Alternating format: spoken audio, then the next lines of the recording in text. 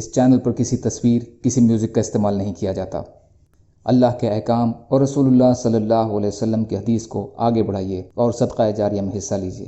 بے شک صدقہ اللہ کے غصے کو ٹھنڈا کرتا ہے۔ ویڈیو کو شیئر کریں، لائک کریں اور چینل کو سبسکرائب کریں۔ اعوذ باللہ من الشیطان الرجیم، بسم اللہ الرحمن الرحیم۔ رب اشرح لی صدری ویسر لی امری واحلل عقدۃ من لسانی یفقہوا قولی۔ ریاض الصالحین دوسرا حصہ، احادیث نبوی صلی اللہ علیہ وسلم۔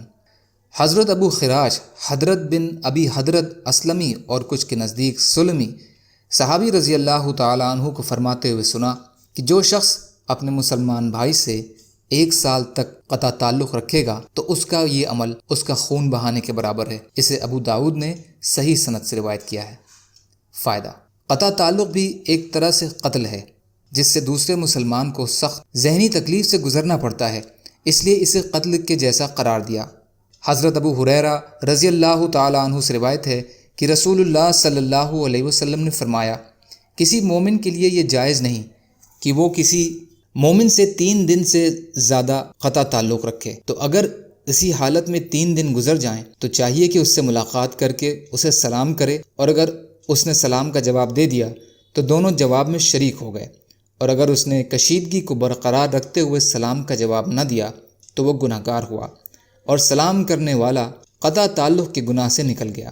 اسے ابو داؤد نے حسن سند کے ساتھ روایت کیا ہے۔ امام ابو داؤد نے فرمایا، اگر قطع تعلق اللہ کے لیے ہو تو پھر اس میں کوئی گناہ نہیں۔ فائدہ: یعنی بول چال یا قطع تعلق صرف اللہ کی رضا کے لیے ہو۔ جیسے کوئی شخص بدعتی ہے یا کھلم کھلا گناہوں کو کرنے والا ہے، سمجھانے کے باوجود وہ اپنی بدعت یا نافرمانی سے باز نہ آئے، تو ایسے شخص سے صرف اللہ کے لیے بول چال بند کر دینا اور قطع تعلق کر لینا جائز بلکہ مستحب ہے، تاکہ اسے عبرت و نصیحت ہو اور اس طرح شاید وہ باز آ جائے۔ لیکن محض دنیاوی رنجشوں کی وجہ سے 3 دن سے زیادہ تعلق منقطع کرنے کی اجازت نہیں ہے۔ 3 دن کے بعد سلام میں پہل کرنے والا افضل ہے، لیکن اگر دوسرے نے جواب نہ دیا اور اپنے دل میں رنجش اور دشمنی کو پالے رکھا تو گناہ گار یہ ہوگا اور سلام کرنے والا قطع تعلق کے گناہ سے پاک ہو جائے گا۔ اللہ تعالیٰ کہنے سننے سے زیادہ عمل کی توفیق عطا فرمائے۔